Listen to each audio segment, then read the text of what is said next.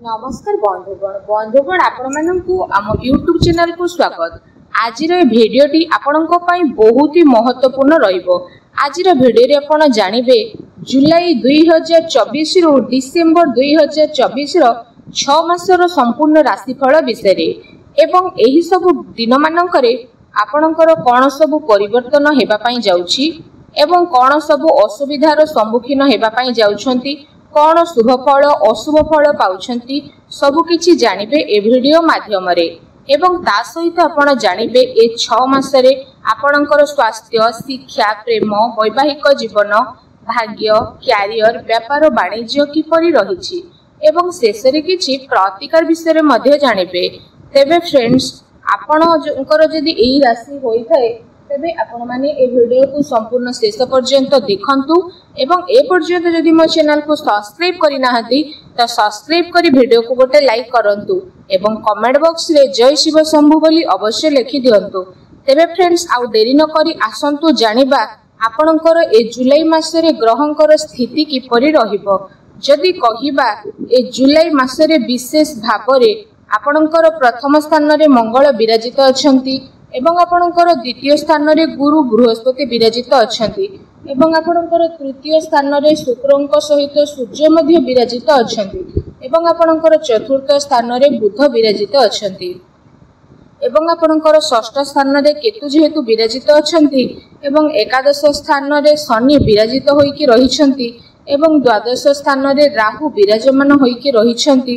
तो आपणकर मंगल, सूर्य, शुक्र राशि परिवर्तन ए 6 मासरे करि पारती, किंतु राहु, केतु, शनि तांकर कोनोसी भी राशि परिवर्तन बा स्थान परिवर्तन करिवे नाही। तेबे फ्रेंड्स जदि कहिबा सर्वप्रथमे आसंतु जानिबा आपणकर स्वास्थ्य जुलाई रु डिसेंबर मास पर्यंत किपरि रहिबो।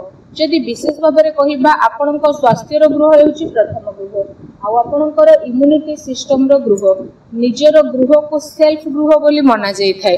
तेणु आपणकर राशि रो अधिपति हेउछंती जेहेतु तो विशेष भाबरे जदि कहिबा मंगल एठी 13 जुलाई को स्थान परिवर्तन करिवे, प्रथम गृह रु द्वितीय गृह को जिबे, ता सहित आपणकर 27 अगस्त पर्यंत सेठी रहिबे।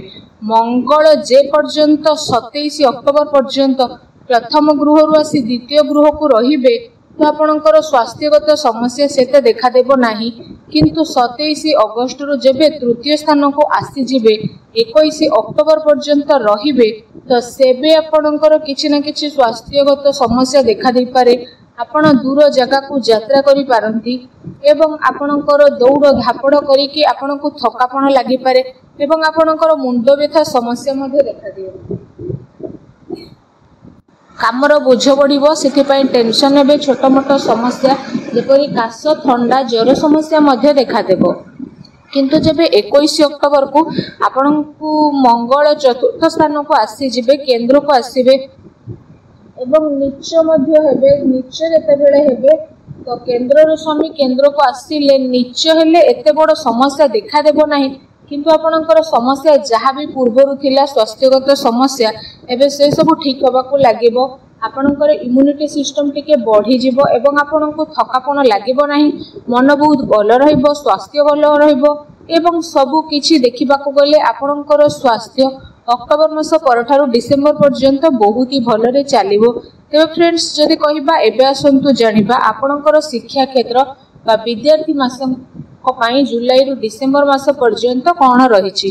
जदि कहिबा शिक्षा क्षेत्र रो गृह हेउची पंचम, तो पंचम रो अधिपति रहिले सूर्य। सूर्य आपणकर तृतीय घरे अवस्थान करिसंती जुलाई मासरे, किंतु 16 जुलाई परठारु से चतुर्थ गृह को प्रवेश करिवे एवं 16 अगस्त पर्यंत चतुर्थ ग्रह रे सूर्य अवस्थान करिवे। तेणु आपणकर 16 अगस्त पर्यंत पाठ पढ़ा को नै मिश्रित फल प्रदान करिवे। विद्यार्थी मानकर विशेष भाव में पाठ पढ़ारे सेते मन लागिबोनी एवं जदि भी कोठी एग्जाम देबा पई चाहूछंती, डिसीजन नेबा को चाहूछंती, तेबे तांकु सेते भी भल लाभ मिलिबो नाही एवं पाठ पढ़ा को नै कि अधिक परिश्रम मध्य करबा को पड़िबो।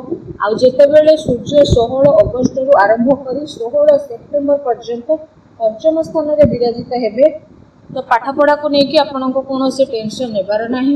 विद्यार्थी मानकर पाठ पढ़ारे बहुत ही भल मन लागिबो जदि भी कोठी एग्जाम दउछंती तो आपनकर भल रिजल्ट आसीबो। आपण जदि किछि डिसीजन पाठ को नै कि चाहुछंती तो भल स्थिति रहिबो। एवं आपण जदि कोठी एडमिशन करबा को चाहुछंती, कोनोसी कार्य जदि पाठ पढ़ा को नै कि करबा को चाहुछंती, तो पाठ परिवर्तन करबा को चाहुछंती, स्थान परिवर्तन करबा को चाहुछंती, तो आपणक पई बहुत ही भल रहिबो। काहेकि ना पंचम ग्रहर अधिपति पंचम ग्रह को अगस्त मासरे ही आसीबे। अगस्त 16 रु सेप्टेम्बर 16 पर्यंत रहिबे। तेणु आपणकर पाठ पढ़ा बहुत ही भल रहिबो। से समय रे पाठ रे मध्ये उन्नति देखा देबो। किंतु जेतेबेले सूर्य 16 अगस्त रु आरंभ करी 16 सेप्टेम्बर पर्यंत षष्ठ ग्रह को विराजित हेबे, षष्ठ ग्रह रे अवस्थान करिवे, तो सेतेबेले पाठ पढ़ा को नै कि टिके स्थिति भल देखा जीवो नाही। काहेकि ना षष्ठ गृह कुंडली रे मना जई न थाए, तो आपणकर टिके माइंड अपसेट रहिबो। आपणकर मन याडे साडे लागिबो, पाठ पढ़ा रे मन लागिबो नाही। आपण जदि भी किछि एग्जाम देबे सेतरे भल रिजल्ट हेबोनी। ता सहित आपण अधिक परिश्रम करी मध्ये कम फल प्राप्त मध्ये करिवे। तेणु आपणकर पाठ पढ़ा को नै सेते भी भल अगस्त रु सेप्टेम्बर 16 पर्यंत स्थिति भल नाही। किंतु आपण अधिक परिश्रम करबा को पड़िबो। आ चेष्टा कले होते किछि सफलता आपनकु मिलि पारे। तो फ्रेंड्स आसंतु जानिबा आपनकर प्रेम जीवन किपरि रहिबो। देखंतु प्रेम जीवन रो गृह हेउछि पंचम, शिक्षा क्षेत्र रे गृह मध्ये पंचम रो होई थाए।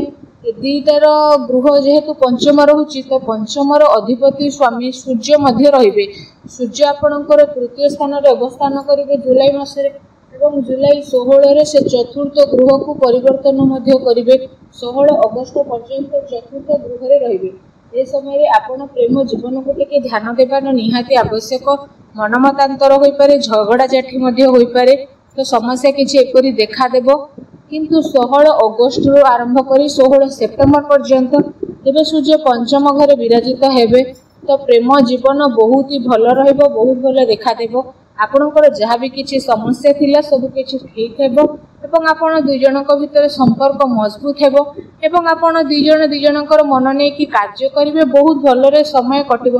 किंतु वक्री शनिकर दृष्टि जेहेतु पंचम गृह को पड़ुछि 14 नवेम्बर पर्यंत, तेणु आपणकर 16 सेप्टेम्बर रु आरंभ करी 16 अक्टोबर पर्यंत सेते भी समय भल नाही। प्रेम जीवन को नै कि बहु विषय रे ध्यान देबार आवश्यक रही। कहीं ना जमी चेष्टा करेंगे से समय आपणकर कथबार्ता झगड़ा न हो कि कथबार्ता बंद न हो जाओ।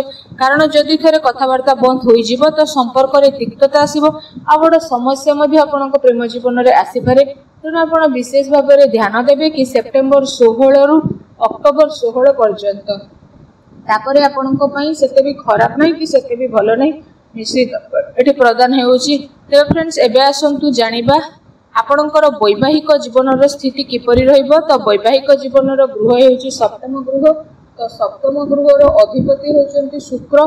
तो शुक्र आपणकर तृतीय स्थान रे रहुछन्ति। तो 7 जुलाई पर्यंत, तो 7 जुलाई रु अगस्त 1 पर्यंत चतुर्थ घरे अवस्थान करिवे। तेणु आपणकर चतुर्थ गृह जेहेतु सुख सुविधार ग्रह होइଥାଏ, तो वैवाहिक जीवन बहुत भल रहिबो। आपण दूर यात्रा करि पारंती, जीवन साथी बहुत भल समय काटती, जान वाहन घर बाड़ी मध्य जीवन साथी सहयोग रे किनि पारंती। किंतु जेतेबेले 1 अगस्त आरंभ करी 25 अगस्त पर्यंत शुक्र पंचम घरे विराजित हेबे, अर्थात आपणकर प्रेम रे बहुत वृद्धि हेबो। आपण दि जनक भितर भल पाइबा बढ़ी जिवो एवं बुझामणा मध्य भल रहिबो। आपणक मन मध्य बहुत प्रफुल्लित रहिबो। दि जन को नै दि जन आपण गर्वित अनुभव करिवे। किंतु जेतेबेले 25 अगस्त आरंभ करी 19 सेप्टेम्बर पर्यंत शुक्र आपणक षष्ठ गृह को आसीबे, तो से समय रे स्थिति सेते भल रहिबो नाही। दि जनक भितर कली झगड़ा होई पारे, झगड़ा झटी देखा देबो, मनांतर मतांतर देखा देबो, किंबि जहाँ भी समस्या रही आहुरी बढ़ी मध्य जाई पारे। किंतु आपण 25 अगस्त रु 19 सेप्टेम्बर पर्यंत ध्यान दे चलिबार निहाती आवश्यकता रही। आउ जेतेबेले सेप्टेम्बर 19 रु आरंभ करी 13 अक्टोबर पर्यंत आपणकर शुक्र सप्तम स्थान को आसीजिबे बा निज गृह को आसीबे, तो सेतेबेले आपणक पई बहुत ही भल रहिबो। आपणकर जहाँ भी किछि समस्या पूर्वरु थिला, मनमतांतर झगड़ा झाटी कथबार्ता जदि बंद होइथिला, तेबे भी आपणकर स्थिति भल रहिबो। जीवन साथी को नै आपण बुलिबा को जाई पारंती। वैवाहिक जीवन बहुत ही भल रे कटिबो एवं जीवनसाथी स्वास्थ्य बहुत भल रहिबो। किंतु जेतेबेले 13 अगस्त को शुक्र अष्टम स्थान को आसीबे तापर ठारू वैवाहिक जीवन में टिके समस्या देखा दे पारे एवं आपण टिके जगी रखी चलिले हे आपनक पई बहुत भल रहिबो। फ्रेंड्स एबे आसंतु जानिबा आपनक भाग्य विषय रे। भाग्यर गृह हेउची नवम गृह। तो नवम गृह रो अधिपति रहिले गुरु बृहस्पति। तो गुरु बृहस्पति आपनक द्वितीय स्थान रे अवस्थान करूछंती। तो राशि परिवर्तन जमा भी करिवे नाही। गोटे वर्ष ए स्थान रे ही अवस्थित करके रहिबे।